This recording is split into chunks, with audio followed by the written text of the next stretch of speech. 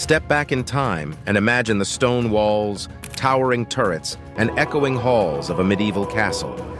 More than just fortifications for war, these castles served as bustling centers for politics, economics, and daily life.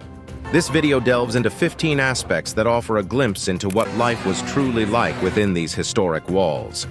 God save the king! God save the king! Number 1. Certainly. Here's the chapter on the architecture of castles.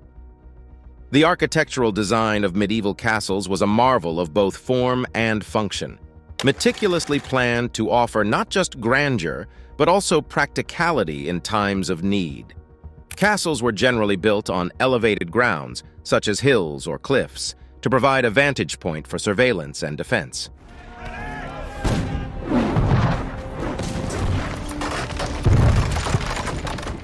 The outer walls, often made of thick stone and punctuated by arrow slits, were designed to withstand sieges and assaults.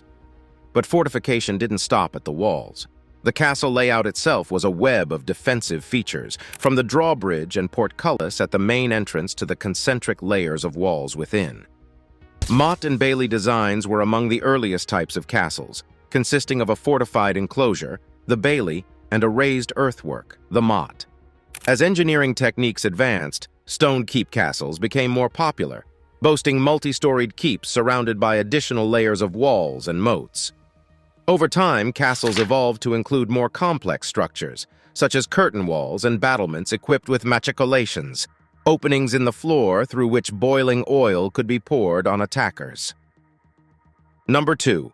Certainly, here is the chapter on types of rooms and their functions. In the maze-like interior of a medieval castle, each room served a unique and specific function, contributing to the daily life and operations of the stronghold. The Great Hall was arguably the most significant space, acting as a multifunctional arena for feasts, ceremonies, and sometimes court sessions.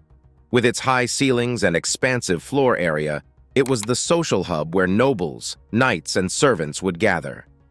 Adjacent to the Great Hall, one could often find the Solar, a more private chamber where the lord and his family could retire for solitude or intimate gatherings. This room was typically well furnished, featuring tapestries and perhaps even a small library. On the opposite end of the spectrum was the dungeon, located in the castle's lower levels. Used primarily for imprisonment and sometimes torture, this grim space was intentionally designed to be uncomfortable and confining. The chapel held an important role, reflecting the centrality of religion in medieval life. Services were held regularly, and the room was usually adorned with religious icons and perhaps some simple stained glass.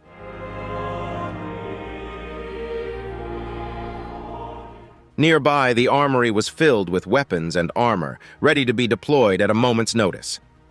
The arrangement of these rooms was far from random. Immediate access to arms from the chapel symbolized the close relationship between faith and warfare during this period. Number 3. Of course. Here's the chapter on daily routines of the castle inhabitants. A day in a medieval castle was orchestrated by the sun and the requirements of the community it housed. Dawn often signaled the beginning of activities, as servants and laborers commenced their chores, while the watchmen atop the castle walls were relieved by a new shift. The first task of the day for many was attending morning mass in the castle chapel, a nod to the deep religious roots that permeated society at the time. Following religious duties, the castle inhabitants dispersed to fulfill their individual roles.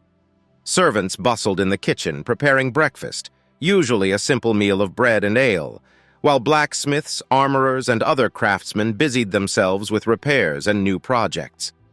The lord and his knights, after breaking their fast, would review plans for defense, discuss the state of their fiefdom, or perhaps engage in some military exercises in the bailey. For the lady of the castle, her day was often filled with household management tasks like overseeing the storage of food, managing servants, and engaging in activities like sewing or embroidery. Noble women might also participate in more leisurely pursuits such as falconry or riding, although these were secondary to their managerial roles. Number 4. Certainly. Here's the chapter on defense mechanisms. Defense was a top priority in the design and operation of medieval castles, a fact manifested in the range of protective measures employed to safeguard their inhabitants. The first line of defense was typically the location itself. Built on elevated terrain, such as cliffs or hills, castles naturally offered superior vantage points, making it difficult for attackers to approach unnoticed. Surrounding moats filled with water or other obstacles further complicated enemy access, often forcing the use of siege equipment to even approach the walls. Once an attacker managed to reach the outer walls, they would encounter a series of challenges specifically designed to thwart them. High stone walls crowned with battlements provided archers and crossbowmen optimal positions to rain down arrows and other projectiles. Murder holes in the ceilings of gatehouses allowed for the dropping of hot liquids or stones onto enemies attempting to breach the entrance. A portcullis, a heavy grated door dropped or slid into place, could be used to quickly seal the main gateway. Arrow slits, narrow openings in the walls, permitted archers to shoot while enjoying substantial cover. Moreover, these slits were often angled to provide a wider field of fire, thereby maximizing their defensive utility. The walls themselves were constructed of thick stone, designed to withstand not only manual assault but also early artillery like trebuchets and catapults. And if the outer walls were breached, concentric defenses like secondary walls and inner keeps acted as additional layers of protection. Number 5, absolutely. Here's the chapter on social hierarchy and roles. The social fabric of a medieval castle was a complex tapestry of roles and responsibilities, all governed by a well-defined hierarchy. At the apex was the lord, the owner of the castle, who bore the ultimate responsibility for the defense and governance of his domain. Serving him directly were knights and men-at-arms, who pledged their military service in exchange for land or other forms of compensation.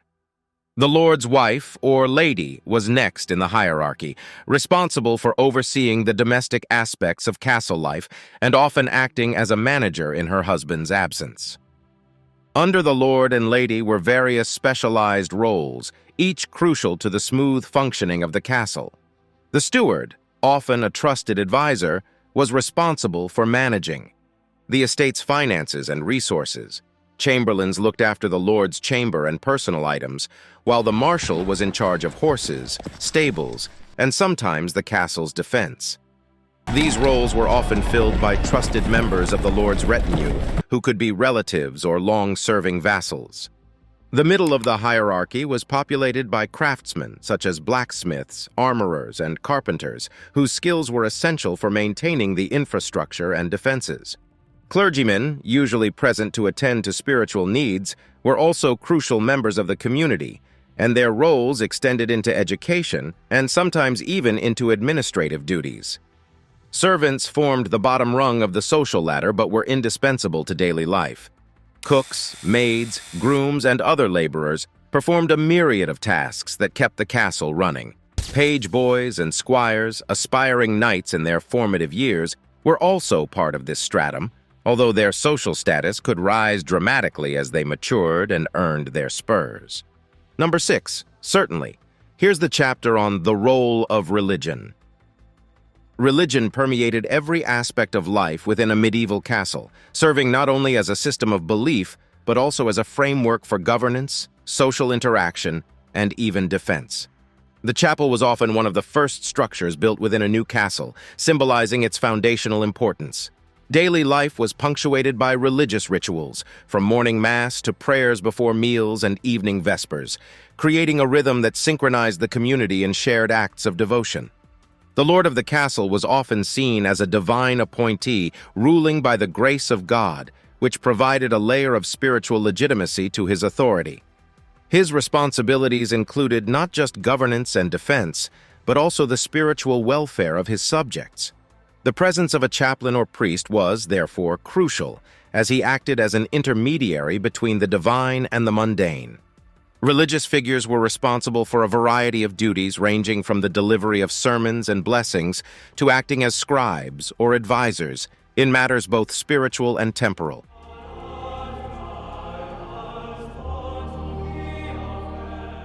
Feasts, fasts, and religious festivals marked the calendar, adding variation to the monotony of daily life and work routines. Celebrations such as Christmas and Easter were grand affairs involving special prayers, masses, and feasts. These occasions offered opportunities for the social reinforcement of community bonds, as well as for the display of the Lord's generosity and piety. Religion also played a role in the practical aspects of defense. Battle flags and banners often bore religious insignias, and troops would be blessed before setting off for combat. The concept of chivalry, the code by which knights were expected to live, was heavily influenced by Christian values like courage, courtesy, and charity. Soldiers would seek divine intervention through prayer or the taking of oaths, and a successful defense against a siege or invasion was often attributed to divine favor. Number 7. Certainly. Here's the chapter on feasts and celebrations. Feasts and celebrations were bright spots in the often arduous lives of those residing in a medieval castle. These events served multiple purposes, acting as social gatherings, affirmations of communal identity, and expressions of political power or religious devotion. The castle's Great Hall was usually the venue for such occasions, with its large space accommodating both residents and visitors, including vassals, neighboring lords, and sometimes even royalty. Feasts were elaborate affairs that showcased the wealth and generosity of the Lord.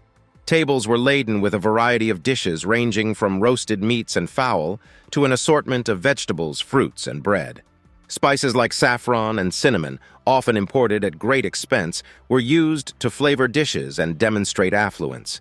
Ale and wine flowed freely, and minstrels provided musical entertainment to accompany the meal. The lord and lady presided over the feast, seated at a high table that was elevated above the others, further emphasizing their elevated social status. Celebrations were not limited to feasting. Tournaments often coincided with major events, featuring jousting, archery competitions, and mock battles. These displays of martial skill served as both entertainment and a way to maintain military readiness. Prizes were given to victors, and the events themselves were opportunities for young knights to gain recognition and favor. For the spectators, tournaments were thrilling diversions that broke the monotony of daily life and elevated the reputation of the hosting lord. Religious festivals, too, were occasions for grand celebrations. Events like Christmas, Easter, and Saints' Days were marked by special church services, processions, and often by a relaxation of the usual work demands on servants and peasants. These celebrations had the dual purpose of fulfilling religious obligations and bolstering community spirit. Number 8. Certainly, here is the chapter on the economic aspects. Medieval castles were not just military fortifications or opulent residences, they were also economic hubs that governed the local economy. At the center of this economic activity was the lord, who had several income streams that sustained the castle and its inhabitants. These could include rents from peasants who farmed his lands, tolls from merchants passing through his domain, and profits from the lord's own agricultural or artisanal endeavors. The lord's financial clout extended over the surrounding villages, making the castle a focal point for trade, agricultural production, and craftsmanship. The castle itself required a constant influx of resources to maintain its structural integrity and to support its inhabitants. Stone, timber, and iron were necessary for building and repair works, while food, fuel, and animal fodder were perpetual needs. These raw materials were often sourced locally, and their trade created a network of economic interdependencies between the castle and its hinterland. Skilled laborers like blacksmiths, masons, and carpenters were also essential to this economy, offering specialized services that were central to the castle's operation and defense. Agriculture was another cornerstone of the castle's economy. The surrounding lands, often referred to as the domain, were managed directly by the lord or leased out to tenant farmers. Crops like wheat, barley, and vegetables were grown, along with the rearing of livestock such as cattle, sheep, and poultry. Harvests were crucial events, as they determined the food reserves available for winter and any surplus that could be traded. Markets and fairs were also a part of the castle's economic life. These events, often held within the castle walls or in adjacent fields, attracted merchants, farmers, and artisans who sold a variety of goods from foodstuffs to textiles to metalwork. The lord often had the right to levy taxes on these transactions, providing another source of income. Number 9. Certainly, here's the chapter on food and cuisine. The diets of those living in a medieval castle varied greatly depending on social status, but food was a central aspect of daily life for everyone. The castle kitchen was a bustling hive of activity, often located in a separate building to reduce the risk of fire. A team of cooks and servants prepared meals using a variety of methods, from open-flame roasting to boiling and baking in large ovens. The staple foods included bread, made from different grains like wheat or barley depending on the region, and pottage, a thick stew often made with vegetables and legumes. Meat was a prominent feature in the diets of the nobility and their guests. Game hunted from the surrounding forests, like deer or boar, was often served, as well as domesticated animals like chickens, pigs, and cattle.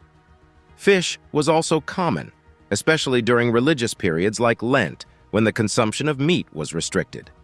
Preservation techniques such as smoking, salting, and pickling were used to extend the shelf life of various foods, particularly important in a world without refrigeration. The use of spices was a mark of wealth and status. Spices like cinnamon, ginger, and cloves were imported at great expense and used sparingly to flavor dishes. Herbs grown in castle gardens like rosemary, thyme, and mint were more accessible and used more liberally. Sweets were less common but not absent. Honey was used as a sweetener, and fruits were consumed fresh in season or preserved for later use.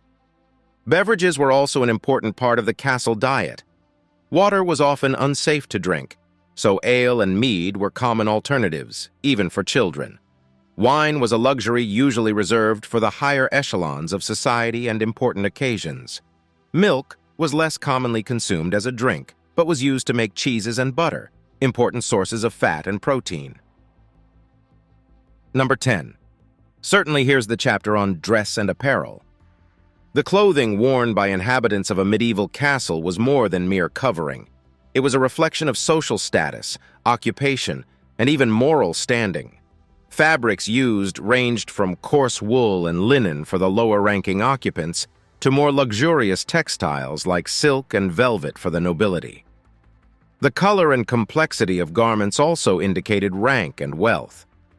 While peasants wore simple tunics and woolen hose, nobles sported multi-layered garments with intricate patterns, often embroidered with threads of gold or silver. Men's attire generally consisted of a tunic, reaching anywhere from the thighs to the knees, worn over hose or trousers. A belt was often used to secure the tunic and also served as a convenient place to hang tools or weapons. Footwear typically consisted of simple leather shoes, although the nobility might wear more ornate versions, sometimes decorated with buckles or even gemstones. Outerwear like cloaks or mantles was common, especially in colder weather or for outdoor activities. Women's clothing was equally hierarchical. Peasant women wore simple gowns of wool or linen, sometimes with an apron to protect the fabric during work.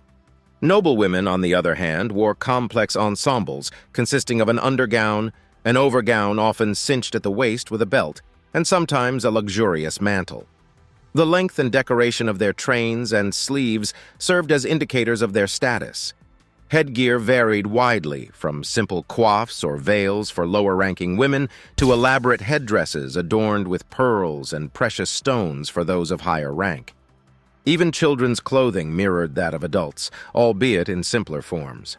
Young boys wore tunics much like their fathers, and girls wore gowns akin to those of their mothers. The onset of adolescence often marked a transition to adult clothing, a rite of passage that indicated new social responsibilities. Number 11. Certainly here is the chapter on the judicial system. Justice in a medieval castle was a complex affair, primarily administered by the lord, who often served as both judge and jury within his domain. The judicial system was a mixture of feudal, ecclesiastical, and occasionally royal laws, each with its own set of procedures and penalties. The lord's jurisdiction extended over the people living in his territories, including serfs, peasants, and even visiting merchants. Crimes ranged from theft and assault to more serious offenses like murder and treason, each carrying its own set of punishments, from fines and public humiliation to imprisonment and execution.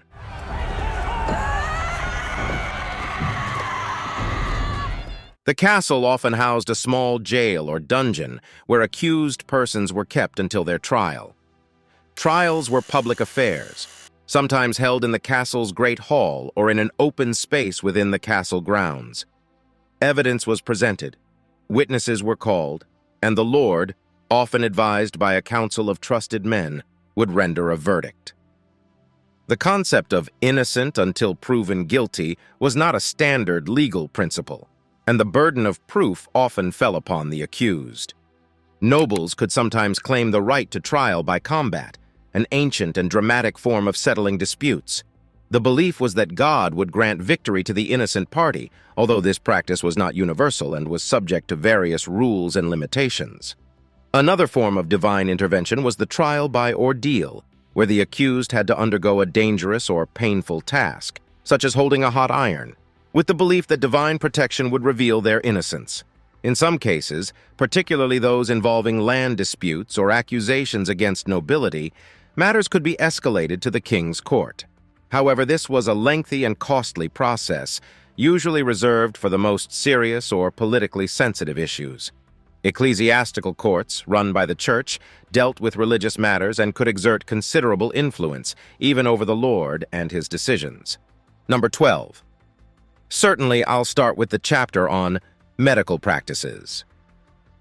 Medical practices within the walls of a medieval castle were a curious blend of rudimentary science, religious belief, and folk remedies.